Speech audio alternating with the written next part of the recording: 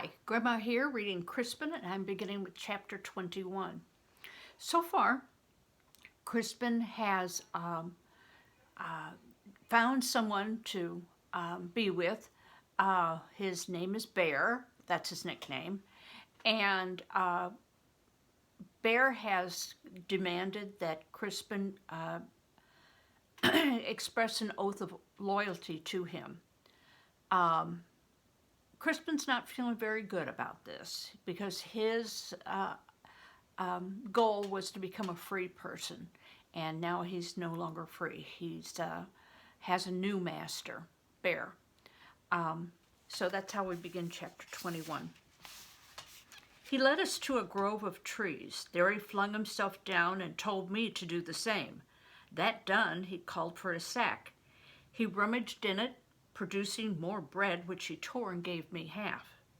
When we had been silent for a while, I still brooding over my unhappy fate, he said, "I don't think you care for me." "I have no choice," I said. "Would you like one?" "God's will be done," I said. He shrugged and said, "You may not believe it, but I was fated to be a priest in the city of York. That's far to the north." I looked at him anew. Father Quinnell was the only priest I'd ever known. This huge man could not have been more different. "It seems my father grew weary of me," Bear continued. "Said I caused too much trouble and ate too much. In truth," he added with sudden bitterness, "I suspect he offered me to God to fulfill a pledge he'd made in exchange for some profitable trade.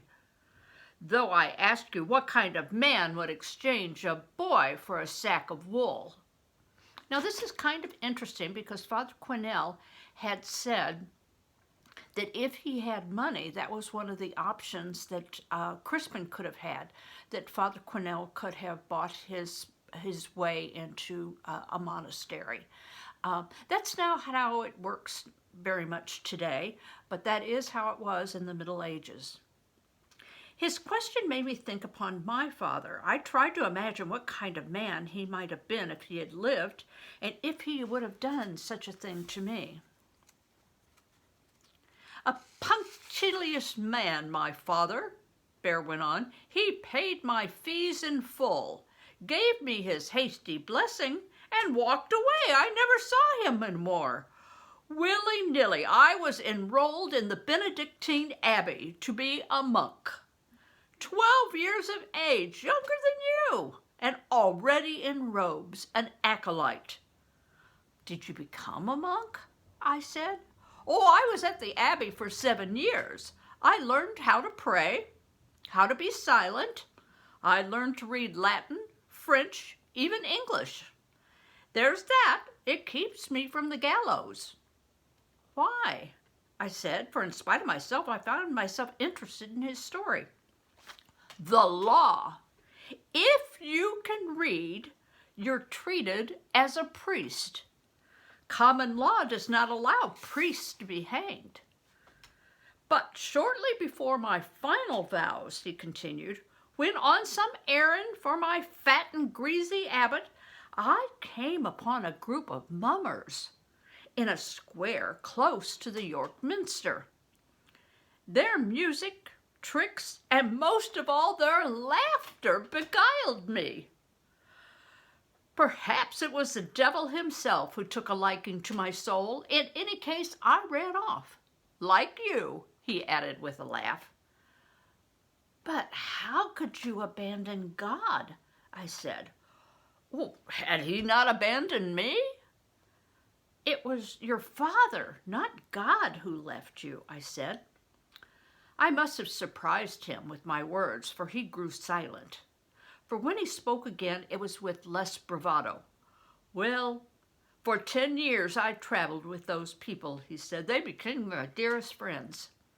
We went all about the kingdom. Mind you, we lived only a tad beyond beggary. But my companions taught me better languages, the language of song, of hand, of foot, and most of all of laughter." Can you still be hanged then? Is that your hope? He laughed. Not as long as I can read. But I did the next best thing. I went off to be a soldier. And abandoned your new friends, I said. Oh, not abandoned, disbanded. Only St. Anthony knows where they went. Some wandered off, others lost their lives to brawls, jails, duels, or sickness. Some were lost to marriage. The wandering life, the mummer's life, is fragile at best, he shrugged. In any case, I'd rather be alone. Then why, I faltered. Why what? Speak out. Then why do you need me? I said. In response, he reached into his sack and pulled out the leather balls again. As before, he tossed them round and round so they seemed to float about his hands. Here, he said, holding out the balls to me, let me see how skillful you are. Me? Of course you. I can't do such things. Saint Crispin, he barked, stand before me. Reluctantly, I took my place before him. Now, pay attention, he said. Beginning with one ball, he demonstrated how to toss it back and forth between his hands. He told me to do the same. I did so clumsily at first, but under his insistent commands, I began to grasp his method. There now, Bear said, watch this. He took up a second ball and along with the first began to throw it back and forth. Do that, he said. Tossing two balls between my hands was quite another matter. I could barely manage it. Again, he shouted, and again. When I failed, he was always severe, insisting I try over and over again. But at last the balls began to fly for me. After sitting back and watching me intently with his shrewd eyes, he said, Enough. We need to move on. You'll practice more. You'll add more balls as you go, music too. But I vow by the joy of Christ you'll learn it well. But why? I said. Oh, you shall see. We continued along the muddy road. The time as we went, Bear sang at the top of his voice. Loudly sings the cuckoo, grows the seeds and blooms the meadows, comes the spring, the woods do sing. Sing caca now, sing caco, sing caco now, sing caco. Then from his sack he took out a music pipe, a recorder, he called it, and began to play the same melody, after which he sang the verse again. Sing, he commanded. I don't know how. Crispin, if I bid you to sing, you'll sing, he said. Haltingly I tried. Louder, I complied. As we went along, I was convinced more than ever that Bear was mad. And remember, that does not mean angry. That means crazy. Chapter 22. Toward early evening, Bear found a secluded spot some paces off the road. Then he ordered me to stand against a tree. I hesitated. Do as I say, he said. When I did, he pulled a twist of rope from his sack and, to my alarm, proceeded to tie my hands behind the tree. What are you doing? I cried, seeing this as confirmation of his madness. I need to fetch us some food, he said, pulling the knot tight. You'll only interfere, and I don't want you running off. But I swore I wouldn't, I said. I beg you, don't leave me here. Pah, he mocked. As God in heaven knows, both wheat and trust take a full season to grow. Without another word, he went off, leaving me alone. More than once I tested the knot, determined that despite my vow I'd run off. But no matter how I tried, I could not get loose. Instead, my arm grew numb. How long he was gone, I don't know. Enough to fill my heart with more misery and make me swear violent oaths at him. I even screamed for help, though I knew help would never come. But when I caught the sight of the sack as he'd left behind, I told myself he was bound to return, if not for me, for it. Sure enough, he did. What's more, a large fat rabbit dangled from his hands. "There, St. Crispin," he said when he came into view, a great grin on his red-bearded face. "Now you see that for good or ill I will always keep my word." He untied me, faint from standing so long, my arms aching from being tired. I immediately sat down. "Do you know the penalty for poaching?" he said, as he worked his dagger skillfully to skin the rabbit. Okay, poaching. Now, some of you may know that there's a word poaching and it has to do with eggs, but that's not the kind of poaching he's talking about. He's talking about killing rabbits or deer or ducks, anything that's edible on a lord's land or a king's land. It's illegal because that was their food source. And so if you went hunting without permission on that land, that's called poaching. It's basically a form of stealing. Okay. I was so angry, I shook my head. "Well, to feed us, I put both our lives in jeopardy," he said. "That's the kind of freedom that exists in this kingdom." With flint, steel, and tinder, he made a fire, which he told me to stoke with bits of wood. Then he took up the rabbit, spitted it, and soon had it roasting. "Do you like meat?" he said, seeing me with my mouth agape. "I've only eaten it a few times," I confessed. "A few times?" He laughed uproariously. "Ah, Crispin, the blessed saints were kind when they guided you to me. For my part, I love meat." When he proclaimed the rabbit cooked, he tore it apart and gave me some. As I shoved the bits into my mouth with my hands, I admitted to myself it was the best food I'd ever eaten. My resolve to flee abated somewhat. Later, when we had our fill, more meat than I had consumed at one time in my entire life, and the embers of the fire had burned low, Bear told me to lie down on the far side, as he wished to speak to me. What madness, I wondered, would he reveal to me now? It had grown dark. The only light was our little fire. A breeze had sprung, which caused the flames to dance. Bear's red beard seemed to glitter in the firelight, so that his face, despite the dark, was equal to any sun. His bald head gleamed like a moon. Indeed, he was big enough to fill the entire sky. Then he began to speak of his many adventures, his riotous life, the marvels he had seen, the scrapes he had escaped, his fortunes good and bad.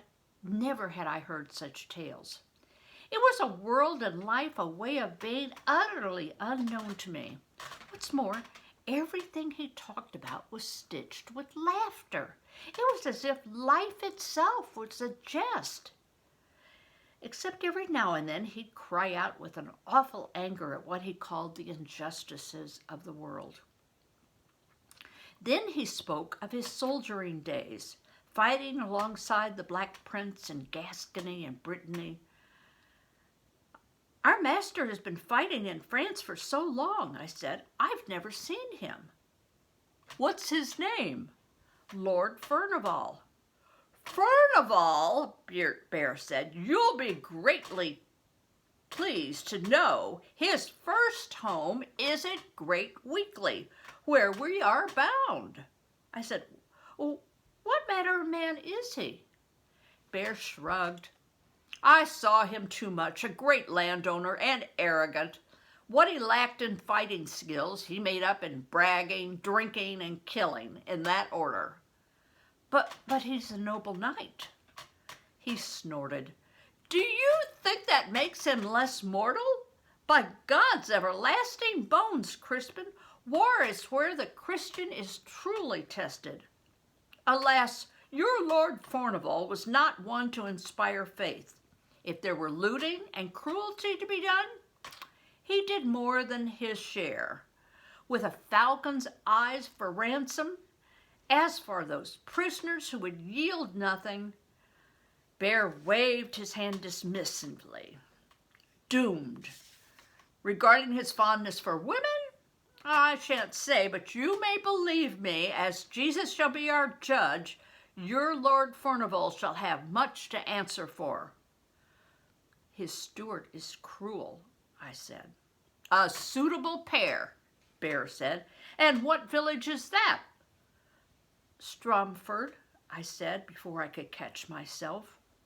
When he lapsed into silence, I thought of what Bear said about Lord Furnival. It made me uneasy. Thinking it might have been a mistake to reveal my connection and where I'd come from. There could be danger if Bear was truly mad and we were going there, and yet he seemed to know so much more than any man I had ever met. How, I asked myself, would he consider me when he knew more of what I was? The fire smoldered, a breeze blew, a bird whistled into the dark. My uneasiness had just begun to subside when Bear said, Now, Crispin, it's time I learned the truth of you. Chapter 23. I hardly knew what to say. I felt a desire to speak about who I was and what had happened, yet it did not seem proper. He was, after all, my master. I was his servant. We were not equal. But before I could think more on it, he said, When did your mother die? A short time ago, I said. May the blessed Saint Margaret care for her in heaven, he said, crossing himself. What manner of woman was she? Since no one had ever asked me about my mother, it was difficult to know where to begin. Just to think of her brought pain to my heart. She was shunned by the others in our village, I said, nor did she talk very much. When she did, she was bitter. Why so? I don't know. Sometimes I thought it was because she was slight and frail. The steward, the bailey, and the reeve always set her difficult tasks. More often than not, they made her work alone. But though she worked as hard as she could, she received little thanks. To my surprise, there was a relief in speaking. How strange it was to have someone listen to me. I went on. Sometimes she would hold me to her, and other times she seemed to find me repulsive. Sometimes I thought I was the cause of her misery. And your father? Well, he died before I was born in the pestilence. No other kin? None. His eyes narrowed. How can that be? I shrugged. My mother said they all died in the Great Death. Well, a common enough story. I escaped it. How? By running as far north as I could to Scotland's wild northern isles. Has your mother no surname? I never knew it. Do you ever want to know who's these unknown things about your name, your mother, your father? I do, I said, but I don't know how. He was quiet for a while, as if thinking on what I said. Then he said, Now, Crispin, tell me of how you came to be proclaimed a wolf's head. We're going to stop here, and next time we will start with chapter 24. Bye-bye.